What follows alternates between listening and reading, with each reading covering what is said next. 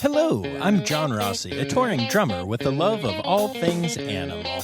When I'm on the road, I visit as many zoos, aquariums... Hey, wait a minute. What's going on? Hey, what's going on there? Hello? Hello? Hello? We interrupt your regularly scheduled program to bring you Rossifari Zoo news. News you can use from the world of zoos and conservation.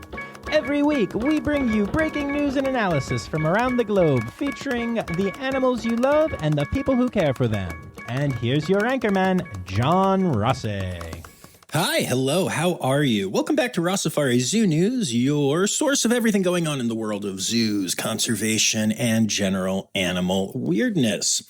Y'all, we have kind of a weird episode coming at you today. It's going to be kind of a mini deep dives episode. Some of them are pretty small, but important. Other ones are bigger. I'm not entirely sure how many I'm going to do or get through. But yeah, it has been, y'all, it has been the craziest day today. So, I'm recording this late Thursday night, right? And this was my day today. Okay, so I woke up earlier than usual because we had a subcommittee meeting for Safe Red Panda. I'm not going to give away the project that this group was working on quite yet, but if you're a Red Panda fan, I think you're going to really, really like it. It's going to be something fun and yeah, we're just going to leave it at that for now. But it's going to be something that you may be very interested in. And so I'm very excited about it. But I had my Safe Red Panda meeting. And then I got ready for the day. And I started to head down to the first of two shows today. And on the way there, Annie from the Safe Binturong program that may or may not be coming down the pike that we're working on, reached out to me and was like, hey, can we have a conversation? And so Annie is going to be the leader of the program. And I'm obviously the one who, is putting all of this together with her now and with some other amazing people. And so we ended up having a Safe Binturong meeting to kind of finalize the last couple of steps before we can submit. So that was exciting. And then my show today, the first show was at 2:00 in the afternoon. And that's also when the Safe Tree Kangaroo all participants meeting was happening. And unfortunately, I knew I couldn't go to it because I had a show. But I will tell you that at intermission, I did hop into the meeting for 15 minutes just to be there. So yes, I had 3 different Safe meetings today. I played 2 shows. My parents and Miles came to the first show. So we also hung out and grabbed dinner afterwards. And then I had the second show where I also actually had some friends that I hung out with afterwards for a little bit. And now I am recording this episode for y'all. So that has been my day, and it's absolutely ridiculously crazy, but I love it. So yeah, okay, a couple of things I want to talk about here that are pretty exciting. So I mentioned last week that I was thinking of starting some form of social group, using Discord or Facebook or something for Rossifari fans to interact with each other, with me, hopefully with other people like that have been on the podcast, like Danny and Zoe, etc. And I asked y'all what platform you would like me to use. And the answer was almost unanimous. A whole lot of people reached out and everybody told me Discord. I think 1 or 2 other people had different suggestions, but it was Discord by a large margin. And so I launched a Rossifari Discord. And I've posted the link in on my stories on social media a couple of times. And I'm going to start putting it in show notes as well. But it's a cool community, y'all. It's small right now. And I kind of have the feeling it's going to stay that way. I don't think there are going to be dozens or hundreds of us in there talking. But right now, I think it's around 30 people. And it's just huge Rossifari fans and zoo fans. And we're all talking. And it's really cool. And, one of the reasons I was hesitant to do Discord was because, honestly, I just have a lot going on right now. See today's schedule, if you don't know what I mean. And I didn't want to learn a new thing. But so once I downloaded it and set up the Discord, it turned out that a couple people were in there and were like, hey, I'm good at Discord. And one person in particular, my good friend Amanda, reached out and was like, I can basically run this for you and set it up for you better and stuff. And I was like, yes.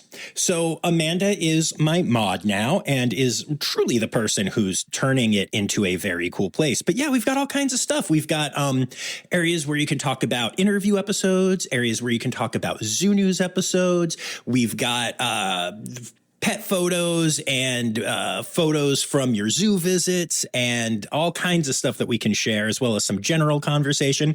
There's already been some great questions and answers about the application process and what it's like trying to get your first zookeeping job and stuff like that. And as this continues, I'm hoping to turn it into even more of a thing. I'm hoping to maybe do some live stuff on there. Maybe we do a live episode, or if not a live episode, just a quick little visit with a guest or something, or maybe somebody who we do an interview episode with, I then pull on there and we can have a live chat for a little bit. I don't know. Something like that. So I don't know what all is going to happen yet, but if you are one of the true sickos who really wants to just be in this community all the time, the Discord is a great place to do it. So I'll have links in my stories on socials and also in the show notes here. And I highly recommend that you come and join us. Next up, it is no longer May, and I hope you know that already since it's June 12th today. But I got the numbers back from the Animals Anonymous apparel fundraisers that were taking place. So you may remember that I set up a fundraiser for Safe Tree Kangaroo using artwork created by Alexis from my picture of Paya. And then in the same month, she asked if she could use one of my photos of Kasich the Binturong to support AB conservation. And I, of course, said yes. So the Binturong fundraiser raised $293.56 for AB conservation. That's fantastic. And it's pretty much in line with what a lot of Animals Anonymous fundraisers do. They tend to do a couple $100 and do it well. The crazy thing here is the Paya fundraiser. It raised $1,030.68 for Safe Tree Kangaroo. It is one of the biggest fundraisers, if not the biggest fundraiser, in the 11 years that Animals Anonymous has been doing this. I am blown away. And I know that it is because a lot of y'all were buying stuff. So thank you to the tribe. I can't even get over that. It never occurred to me that we would raise over $1,000. It's not the kind of thing that I thought this fundraiser would be. And so it's only inspired me to keep wanting to do more and to use this as proof to other companies that, tree kangaroos, man, they're becoming popular. They're becoming cool. We should get stuff with them. It's awesome. So thank you to everyone who bought stuff or even just shared stuff or even just liked the things that I posted about it. Made a huge difference.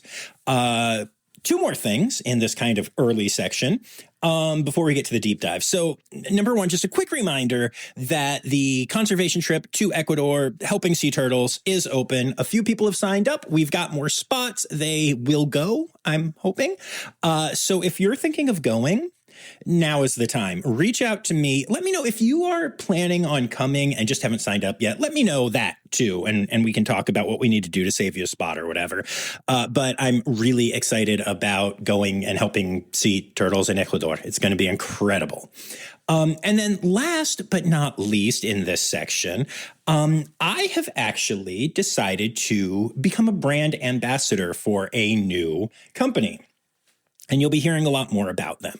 And y'all know that I take my brand ambassadorship very seriously, right? I have the incredible relationship with the Cappy Trails, which leads to the Patreon stickers going out every month. And I have a deal with Follow bracelets and all of those things, another organization that I believe in very strongly.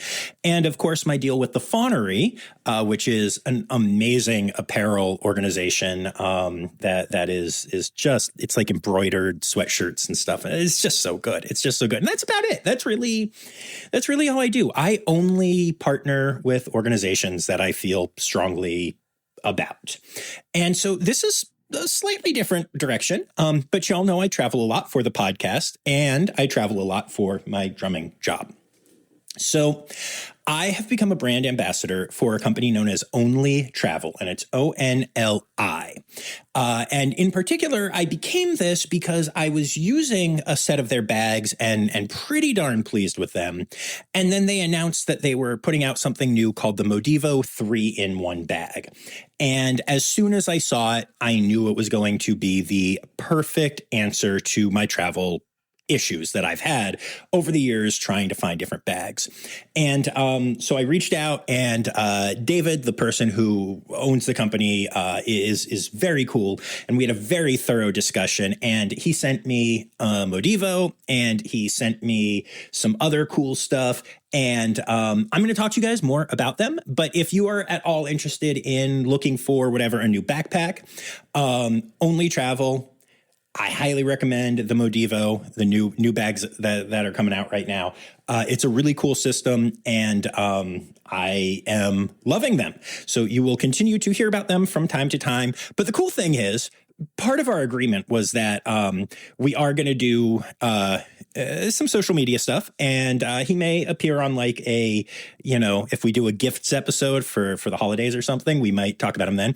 But I don't have an obligation to talk about them on the podcast. So I'm only telling you this because I genuinely think they are incredible bags. So there you go. Something worth checking out. And with that said, it's time to get to our deep dives.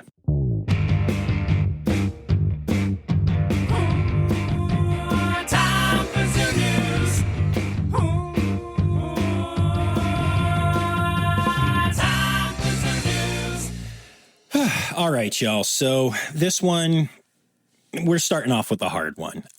So Aquarium of Niagara has announced the passing of Arie, who was one of the sea lions at the aquarium. And honestly, one of the best and goofiest animals I've ever spent time with. Arie was so sweet and fun and just a total goober. And, more importantly than all of the time that I had with her is she's the sea lion that Miles got to meet, which is one of our favorite memories together. Unfortunately, she had advanced metastatic cancer and was 18 years old at the time of her passing. And one of the coolest things about Arie is that last year she became a viral star. She was actually the most watched animal video on TikTok last year. And that's even crazier because the year before that, the most watched animal video on TikTok was me drumming with Emily. And it's always been so funny to me that, I'm at Aquarium of Niagara, and Aquarium of Niagara's actual account, it's a super small facility. It's great, but it isn't super well known outside of the local area up there. And we happened to have the top videos on TikTok for animals 2 years in a row. That's crazy. But I'm not surprised that Arie went viral because, again, just an amazing, amazing animal. I got to spend a lot of time with her over my time at Aquarium of Niagara. And she was a definite favorite for me. The team there had such an incredible relationship with her and just loved on her so hard and was loved on by her so hard. And it has been heart-wrenchingly painful to read their tributes to her, and they have all said it better than I can. But I am going to miss her so much, so much. And I'm not the only one in the family. Like I mentioned, Miles got to meet Arie. And so I asked Miles to share some thoughts about Arie. Arie was an incredible sea lion. She was one of the sea lions that got me interested in marine animals and seals and sea lions and even like other more discreet like ones that aren't in the same group, like turtles and things like that. The experience that I got to have with her, it thickened my bond with those other animals. She was a big presence in my life that I will never forget, and I need to thank Arie for all the wonderful memories and helping me embrace the animal world and being able to help me learn to love animals like Dad and all the other people working at the aquarium. And, as always, sending all the love to the Aquarium of Niagara and their team. Can't say it any better than that. It's amazing the impact that Arie had on Miles and me and all of the trainers and honestly just all of the people who got to see her. So she is very, very missed. Moving on from that topic, I want to do a different deep dive about advocacy. And so one of the things that I've struggled with for a while is wondering what effect asking people to do things online, like signing petitions, sharing things, etc., actually has. And then I got involved in the Sloth World situation, and this community came together and joined with other communities, and boom, Sloth World was shut down. And the 10 sloths that survived that disaster, as, well as the probably dozens or hundreds more sloths that would have died in the process, all of the advocacy work that we all did together is to thank for that. And I've said this before, but I can't stress enough that it was a lot of communities, all being led by the Sloth Institute and Sloth Conservation Foundation, that did the thing. This isn't about taking credit or taking all the credit, but it's about rejoicing in being part of something bigger and having an impact. And so then I asked y'all to speak up, sign a petition, and do what you could to help shut down the potential successor to Sloth World, which we were kind of jokingly calling Sloth World 2. Well, congratulations, y'all. We did it again. It has already been shut down.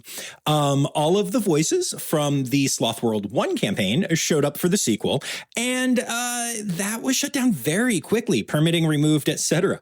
We don't really know all of the details about what might have happened yet, as far as were there animals? Were they being imported? All that stuff. And I honestly don't know that we ever will because of how quickly this moved. But what I do know is that we did the thing and Sloth World 2 is not happening. And the work here has really brought our friends in the sloth conservation community to the forefront of a political movement right now, with multiple laws being proposed through the work they are doing. The organizations have created a 5-part plan that they are recommending the Florida Fish and Wildlife Conservation Commission, known as the FWC, because apparently FFAWCC is a mouthful. Anyway, they're recommending that the FWC adapt this, and these are the 5 parts of this. Number 1, a permanent ban on the importation of wild-caught sloths, with the exceptions only for AZA facilities with the approval of the SSP for the purpose of exchanging sloths already in human care for genetic diversity. No sloths caught in the wild would be imported after the date of the ban. Number 2, the creation of a special category for highly specialized sensitive species, including sloths. These animals in Florida are currently under a Class 3 permit, which is relatively easy to get. This proposal would require permit holders to demonstrate competency in, say, sloth husbandry and care, comprehensive record keeping, and tracking of animal movements and sales. Number 3, an increase in required reporting of outcomes. including a mandatory reporting of when sloths die, are sold or transferred, and even are just moved out of the state of Florida.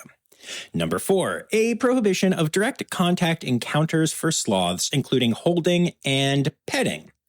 Baby sloths would be required to stay with their moms for at least 1 year, which would also make them less likely to tolerate these encounters, because separation shortly after birth is, according to these organizations, the only reason sloths will tolerate these encounters. They also note that sloths hide signs of stress very well due to their unique physiology and behavioral traits. So unlike many species, it's hard to tell if a sloth is actually bothered by an encounter. And then number 5, to reclassify the term, quote, captive bred from meaning sloths that are born under human care to sloths that are conceived under human care. This comes from the idea that many sloths that are taken out of the wild are pregnant, and then their babies are born in human care, so they are treated like sloths in human care. These organizations look to change that, so these babies would be treated as wild sloths for all legal purposes. Now, we'll have to see what FWC decides, because these are just the recommendations of the 2 sloth conservation organizations I've mentioned. And I'm going to be honest, I have some questions about some of these recommendations myself. And depending on how this progresses, I may have Sam Troll back on to discuss some of the details. Because honestly, I read all of this on an Instagram post, which doesn't cover every detail, which is totally fair. And that's not really how social media works. But I will say is that 2 facilities have been shut down now. And now these potential rules have been sent to an organization that can actually enact them, all because of the advocacy done by amazing groups of people, including the Rossifari community. And I think that's incredible. Actually, it's funny. As I was sitting here and I was writing this script, which I did yesterday, a guy in the band I'm playing with told me that I work too much. It's one of his favorite things to say. And I said, yeah, but I'm trying to save animals. And he asked me, how many animals would you say that you've saved? And I need to say, in sincerity, this is a good dude and someone who does a lot of dog rescue. And I don't think he was trolling me. I think he was actually asking me, like, what impact have you had? And the truth is, I don't have an answer for that, because it's not just one person saving one animal when stuff like this happens. I can say that I saved the turtles and Felix the beaver and stuff that I've helped cross the road, but we all also get to take some credit for the 10 sloths currently at the Central Florida Zoo who were saved from Sloth World. And who knows what direct impact all of the fundraising and awareness that we have created as a community has done. So while I don't have an actual answer to that question, I can say with certainty that the answer is nowhere near none. And that's really all that should matter to any of us in this community, right? We have so much to be proud of. And so I just think that's really cool. I'm going to keep pushing for advocacy from y'all. And I hope y'all keep engaging with it, because it's amazing what we can do together. Even when it comes to just like when I ask you to vote for certain names, there's a reason why. There's always a reason why. It's not just that I like certain names. I'm going to leave it at that. But the advocacy that we can do can actually make a huge difference, and that means so much to me. All right, deep dive number 3. Quick update on the Nashville Zoo data center situation. All right, so we started this conversation last week in Zoo News, and I posted a video on the various social media platforms. And honestly, this might all be over by the time this goes live. I doubt it. But I believe that the city council was planning on meeting tonight, Thursday, as I record this. And I don't know what the plan was with all of that, but I guess there's a chance that this is a moot point, but I doubt it. And so, I'll tell you what has happened. So, all right, the story so far, as you know, is that there's a discussion about building a data center right next to the Nashville Zoo. It's so close, you can see it from the parking lot. And there have been no environmental studies done to examine the consequences to the area or anything like that. Well, now more details of the plan have leaked, and it turns out that it's even worse than we thought. So there's actually a second proposed building for this data center that we didn't know about at first. And this second building could exceed 202,000 square feet, making it 3 times larger than the first building that we did know about. So yeah, the thing that we've all been upset about, it's only a quarter of how bad it could actually be. This is such a disaster that the Nashville Zoo has upped their fight from just public opinion to an actual legal battle. The land use director of the zoo has filed a zoning appeal seeking to overturn the permits approved for this project. And while the Nashville Zoo is now pursuing legal avenues to get the data center shut down, we obviously still need to help. This goes right back to the advocacy conversation, right? So sign the petition if you haven't yet. Share my video. Share Brad Paisley's video because he got involved. Those of you who remember all of my episodes, some of y'all have a better memory than I do with some of them, when I was at the AAZV conference in 24, it was at the Nashville Zoo. And it turns out that Brad Paisley and his wife are huge supporters of the zoo. And Brad actually came and gave us an acoustic performance, and he's good friends with Heather, the vet there, and it's all just so cool. So getting his voice involved, I think, really helped. I read somewhere that over 250,000 people signed the petition. Things are going well, but there's still a lot more that we need to do. So eyes open, ears open, do what you can to help, and we can maybe get this shut down. Be pretty cool. Be pretty cool. So we're going to try. All right. Deep dive number 4. There is a movie coming out soon. I think it actually already premiered at some film festival about Flaco the owl. Now, quick reminder, if you don't remember, this is an owl that was at the Central Park Zoo, and his habitat was vandalized, and so he escaped the zoo, and he would not go back to his keepers, and he lived about a year after that in New York City before colliding with glass and dying. And he became one of the many, many animals that have had an experience like this. That the anti-zoo movement seems to think is one of their heroes, is the star of the movement. So from what I've heard and seen, it seems that this movie definitely takes a anti-zoo stance and kind of, Flaco was free and freedom, and proved that an animal at a zoo could actually live in the wild and all of that. And I was planning on saying all kinds of stuff about this. But my good friend Strix, who contributes regularly to Zoo News and who is a bird trainer and has done a lot with owls in particular, asked me if she could share her thoughts on this. And again, sometimes it's just better to let someone who knows more than you and can feel a little deeply about things talk. So without further ado, here are Strix's thoughts. So, biggest thought of all is, and I think that's what a lot of people were messing up, is surviving does not equal thriving.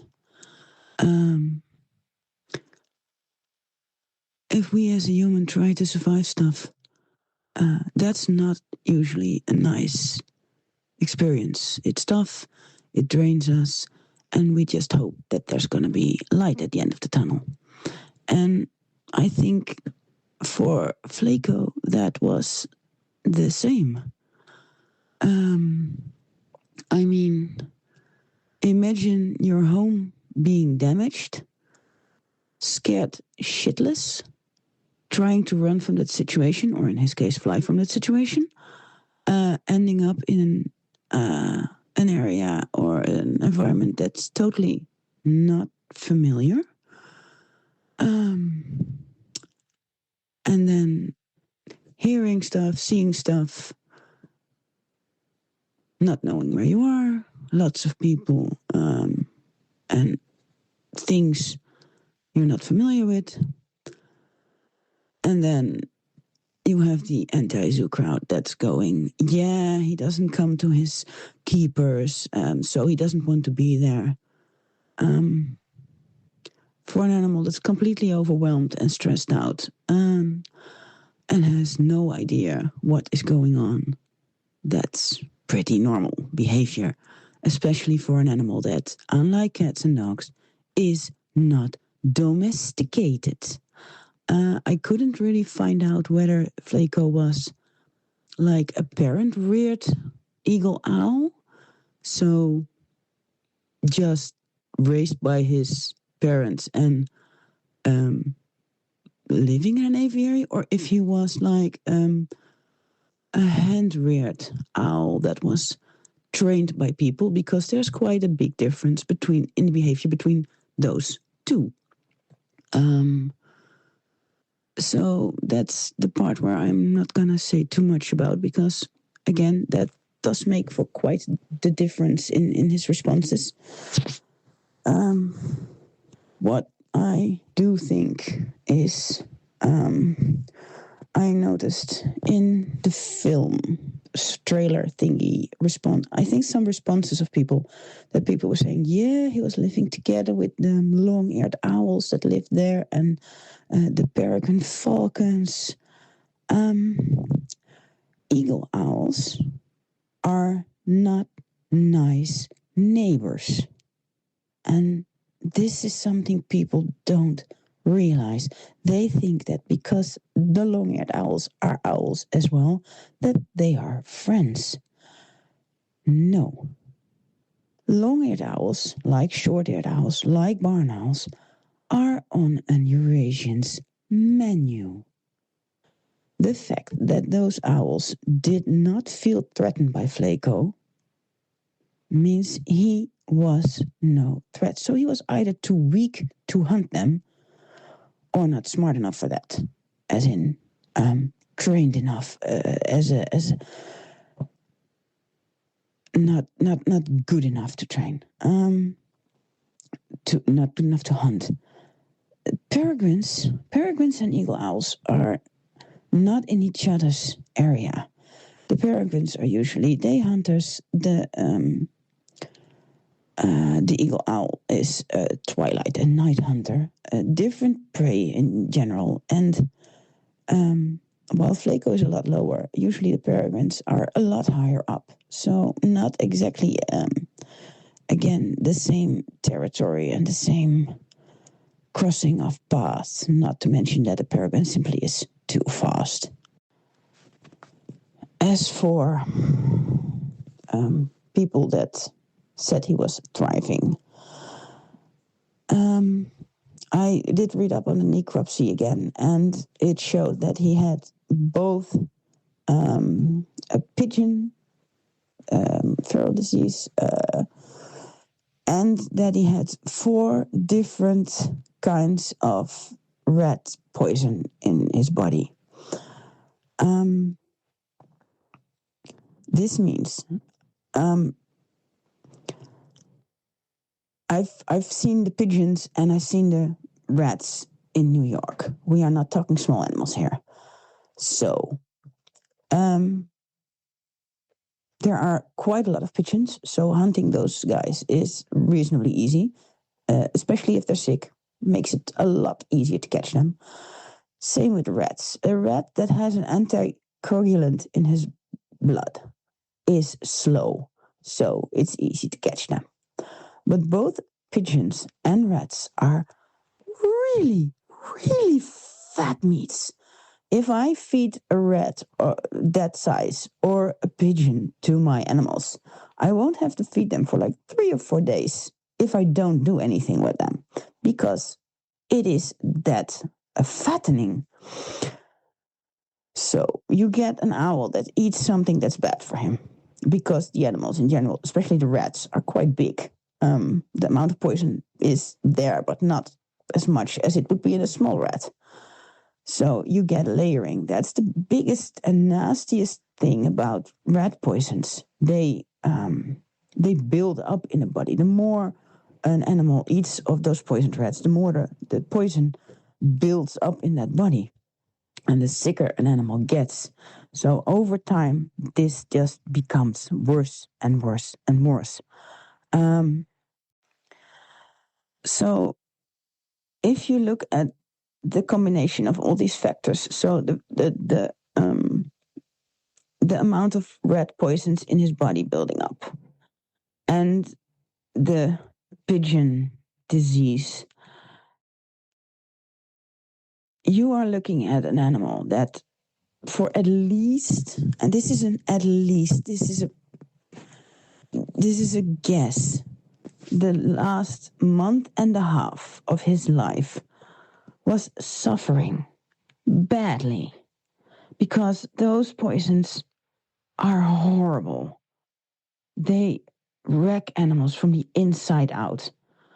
And this is the biggest problem, people, unless you're really, really good, like a vet or someone who works with birds of prey, cannot see that an animal is sick, especially not like owls, because they are big and they're fluffy and you can't see their body condition. And a bird, and especially a bird of prey, they will not show you when they are sick. Why? The moment they show that they are weak or not okay, they become prey. So until the very last moment, they will act and behave like they are fine. If you combine that with the fact that usually an owl just sits in a tree and waits, because that is how they hunt. They sit, they listen, they glide in, and they catch something. They're not actively flying around. You can't, because if your food consists of meat, live meat, you have to expend energy to catch it. You will not expend the energy unless you know for certain, or pretty certain, that you're going to get the energy back because you caught something. So he sits in a tree looking around. No one, unless they're really good, will look at him and say he's not okay, because they can't see. You can't get close enough to check his body, and you will just have to look at how is he sitting. And if you look at the pictures from the last month, you could already see like his feathers were not looking as great. He looked a bit muffy.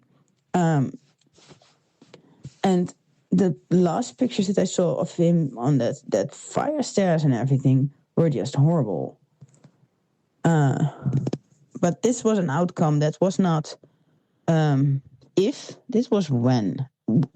Yeah. This was gonna happen. And I feel so sorry for that bird, that he was made into like this freedom symbol that he wasn't. People just go that freedom is the ultimate thing, and it does not work like that.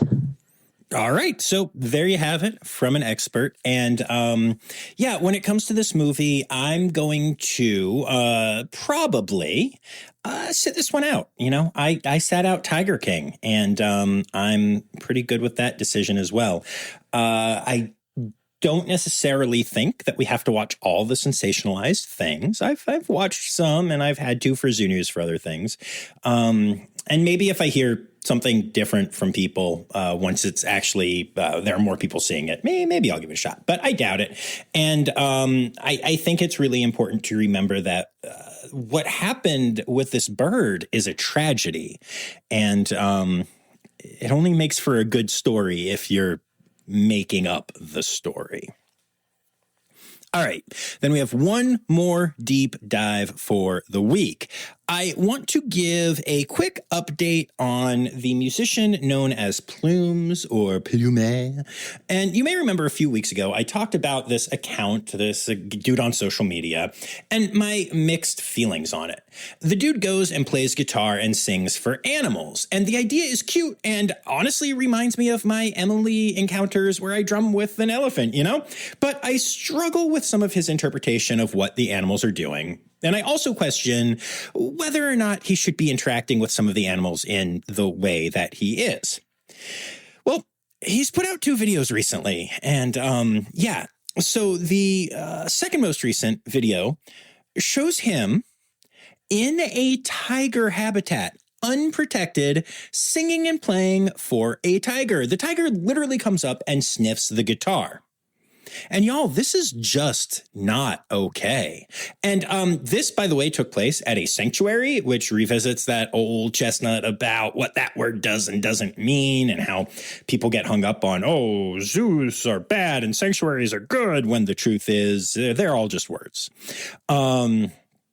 And so Plumes did caption the video with an explanation that the tiger was hand-raised as a cub and never showed any aggression towards any human, and that the person who raised the tiger was in there as well, keeping an eye on the situation. But promoting something like that is just not okay to me, especially on an account with 2 million followers.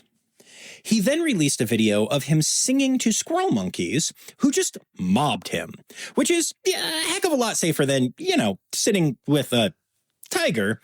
But squirrel monkeys are a huge part of the pet trade. Actually, so are tigers. And anything and everything that shows them off as cute, adorable, pet-like animals is a major problem. And I'm really, really struggling with accepting what he does as anything more than animal exploitation at this point. I will call it unintentional.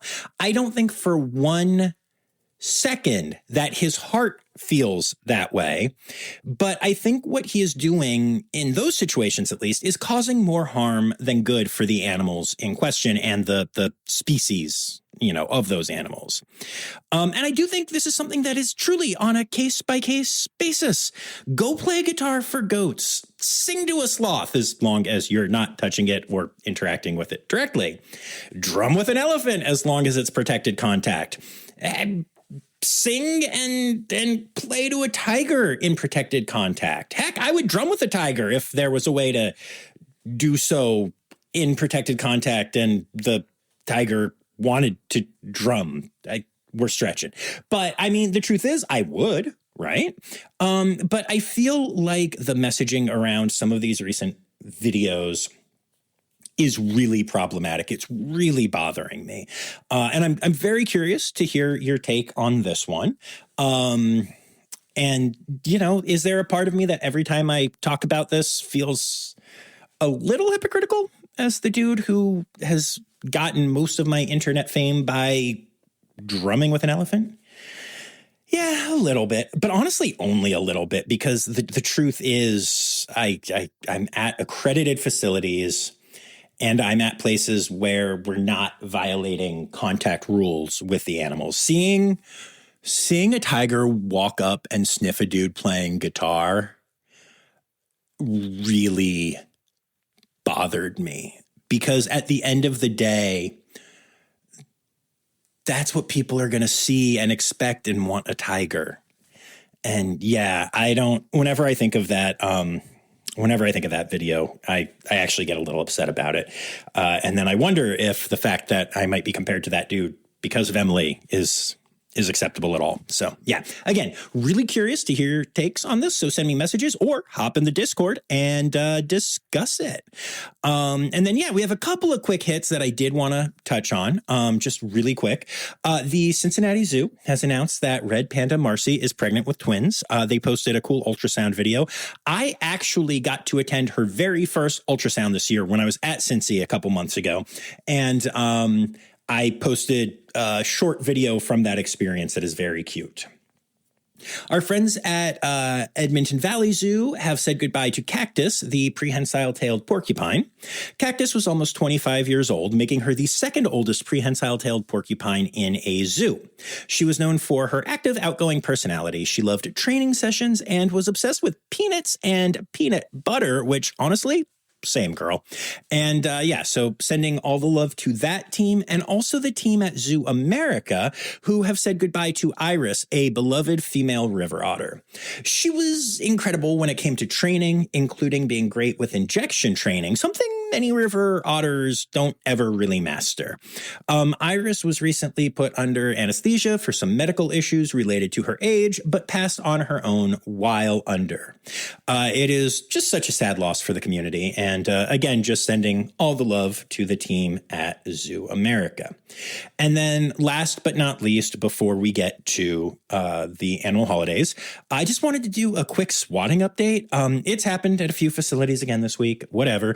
The only thing that was super interesting about it is that one of the facilities that got swatted this week was Gatorland, which is the first non-AZA facility to announce a swatting attack. Again, I don't know if other ones have happened. I also don't know if that means anything, but I did think it was an interesting thing to note. So worth mentioning. Animal, animal, animal holidays.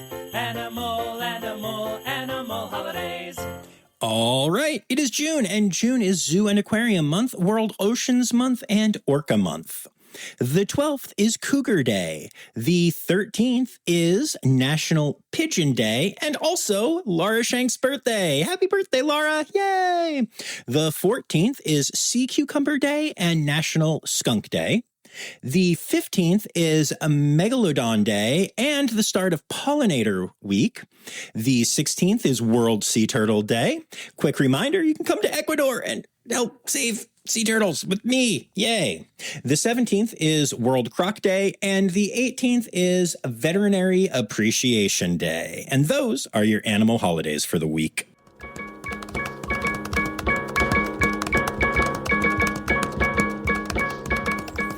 All right, so there you have it, folks. I'd like to take a moment to say thank you to my patrons, especially my Red Panda level patrons, Dr. Laura Shank, Dr. Stephen Williamson, Barbara Bennett, Jenny Owens, Melissa Reed, Carrie Kirkpatrick, John Lewis, who is also here for stickers, Kevin Williams, and Cormac McMuffin. Meow. I'd also like to say thank you to everyone who sent in stories recently, including Anya Keene, Colleen Linehan, Kim Cooley Croninger, Carrie Kirkpatrick, Kevin Williams, Emily Rockbuck, Dr. Natalie Taco, Tatum Flores, Justin Williams, Turan Hanton, Dr. Laura Shank, Ren Howell, Jacob Zinn, Holly Page, Nikki Morley, Ethan Ferguson, Dr. Zoe Rossi, Barbara Bennett, Ken Tryon, Marianne Rossi, Ann Yoshioka, Kristen Dickey, Jake Cash, Ali Malensky, Kay Malensky,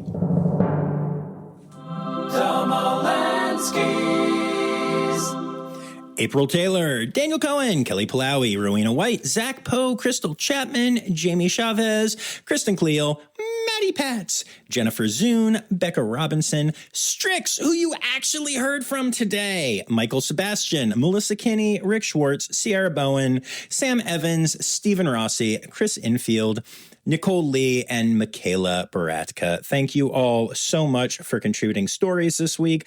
Also, thank you and congratulations to Miles for hopping on and sharing his thoughts about Arie. I will be back on Tuesday with a brand new interview episode, but until then, remember, friends, the words newsy credits backwards are Steiderkuswen. The Rossifari podcast is produced, hosted, and engineered by John Rossi. Editing and fact-checking by John and Dr. Zoe Rossi. Our theme song is Sevens by Nathan Burke, performed by Nathan and John. Interrupting John theme and additional voices by Taylor Isaac Gray. You can reach John directly on Instagram and Facebook at Rossifari or by email at rossifaripod@gmail.com. Rossifari is part of the Daydreamer Media Network. Now, stop listening to me and go visit a zoo.